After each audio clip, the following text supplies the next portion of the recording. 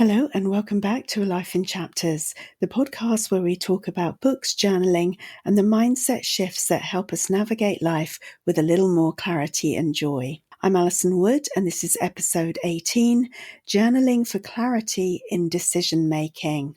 Now, before we dive into the podcast today, I'm excited to announce our September book club pick. And this month we're reading How to Solve Your Own Murder by Kristen Perrin. Now, this is a cozy, twisty village mystery of secrets, red herrings, and plenty to talk about. So inside my Patreon community, we'll be sharing theories as we read, comparing notes, and I'll add some guiding questions if you'd like a little extra structure. The book club is part of Tier 2, the Clarity Club, and above. It's less than the price of a couple of coffees a month, and you can opt out at any time. So if you'd like to join us and read along at your own pace, you can sign up today. The link will be in the show notes. I can't wait to hear your thoughts as the mystery unfolds. So let's carry on with our journaling podcast today. And if you've been listening for a while, you know I believe in the power of the page. Journaling has carried me through grief, through transition, through tangled up thinking, through joy, and it continues to be one of the most grounding practices in my life.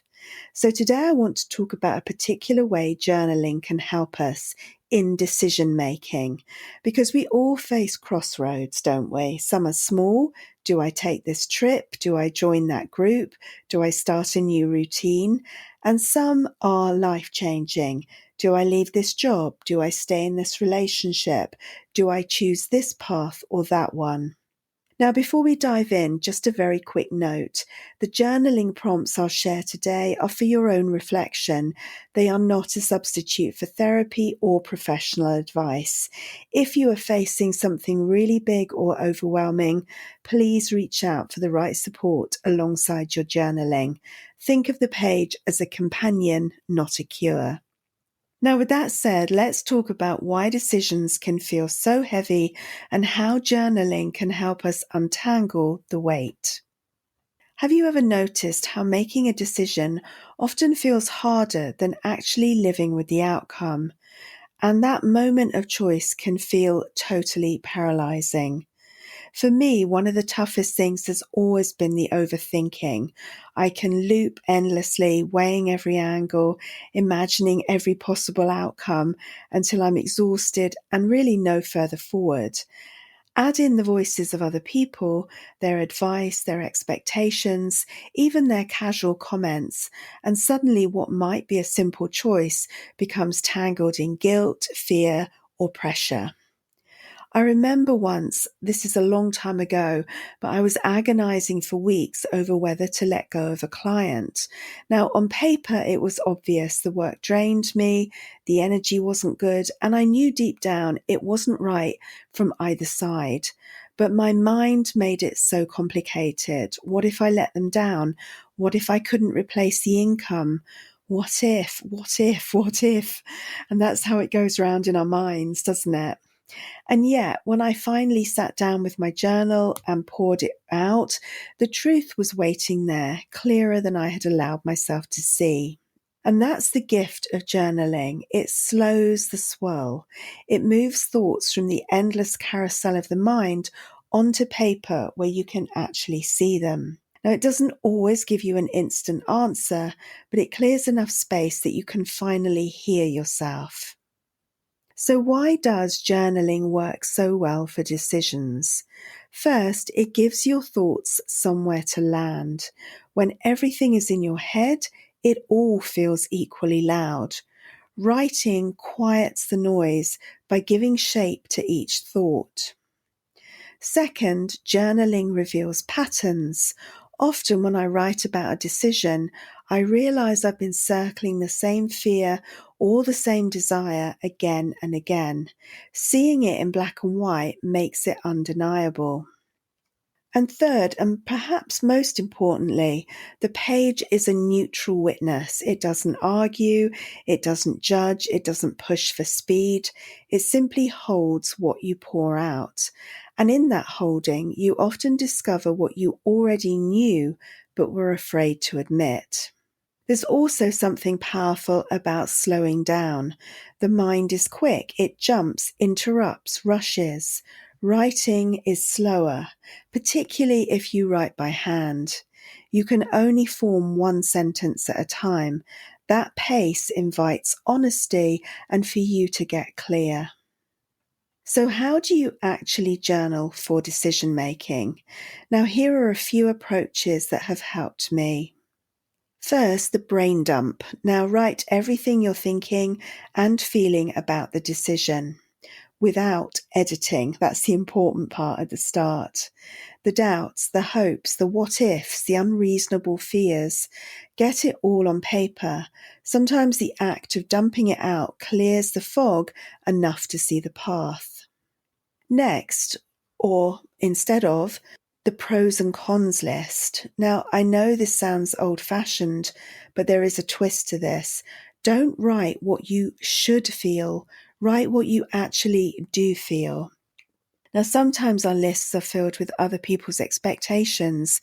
Instead, be brutally honest about how you feel. Another one is future you.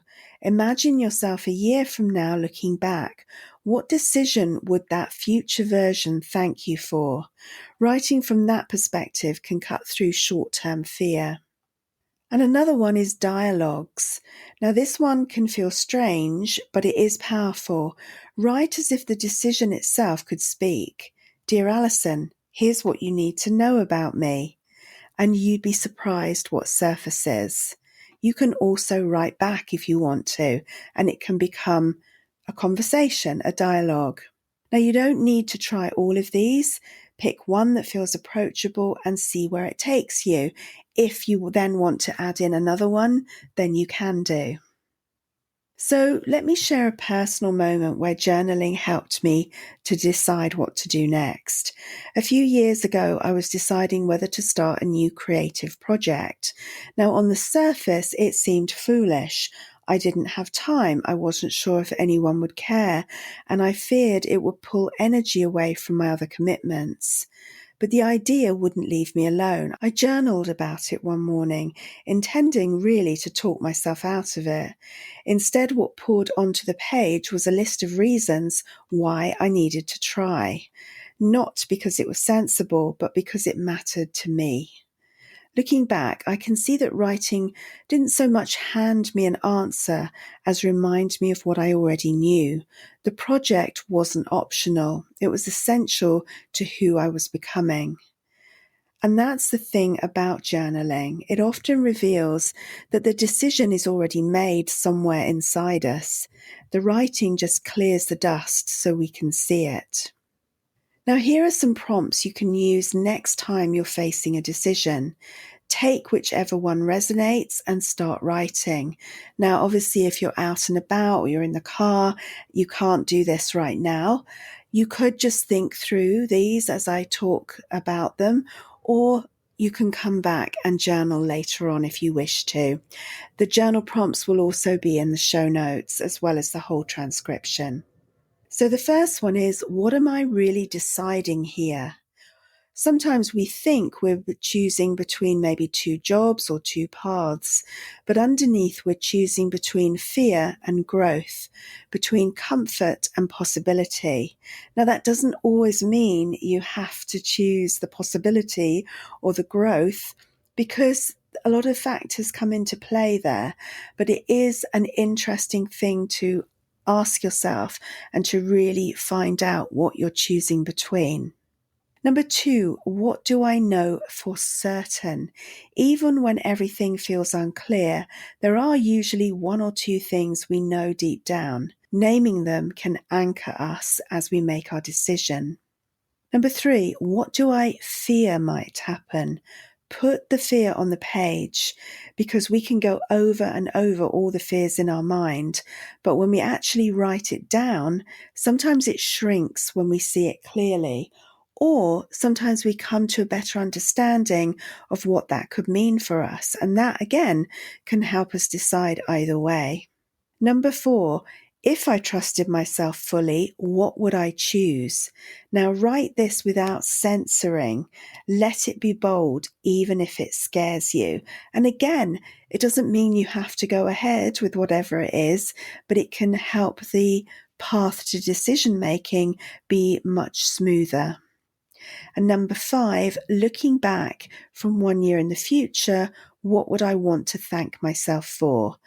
Imagine your future self writing you a note. What does it say? Take your time with these. You don't need to write pages for each one. Even a few sentences sometimes can shift something. And here, because I've journaled for a long time, is what I've come to understand about it. Journaling doesn't give you the perfect answer. It's not a crystal ball, but it does something far more valuable than that. It shows you what matters most to you. It reveals your values, your desires, and your fears. And once you see those clearly, the decision becomes less about choosing the right option and more about choosing the option that aligns with who you are. It also reminds us that not deciding is still a decision. By writing it out, you often realize that waiting, hesitating, or deferring is its own choice, and I've done that many times. The page shows you the cost of standing still as clearly as the cost of moving. So, where are you right now? Are you at a big crossroads or simply deciding something small? Both matter. Both can benefit from the clarity of the page. If the decision feels overwhelming, start tiny. Write one line. You could put, right now I feel ... and see where it goes.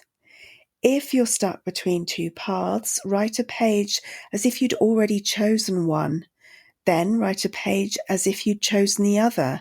Notice how your body feels as you write, because this can tell you a lot. Also recognize that the answer might not arrive today. You do not have to sit down and think to yourself, once I've done this, I'll have a clear decision either way, or I'll have to force a decision. You don't. However, the act of writing is itself a step forwards towards clarity. And remember, you don't have to do it alone. Journaling is powerful, but so is asking for support, and the two can walk together. I hope those prompts have been helpful today. And often when I'm reaching a decision, journaling isn't always the first thing I'll turn to, but it's the thing I'll turn to once things have gone over and over in my mind multiple times. Sometimes I should start journaling earlier. If that sounds like you, or you can't sleep because things are going round and round in your head, sometimes just pull out a piece of paper, write the 2 things you're thinking about, write the options, and just sometimes writing it down can help you find some peace. Thank you so much for spending this time with me today. And if you do try any of today's prompts, I'd love to hear how they land for you. And if you'd like more gentle prompts and conversations about journaling, that's also something else that we do in our Patreon community. There I share extra resources, and it's where we read and reflect together. Until next time, may your page be a place of clarity, courage, and kindness, and may your decisions, big or small, lead you closer to the life you want to live.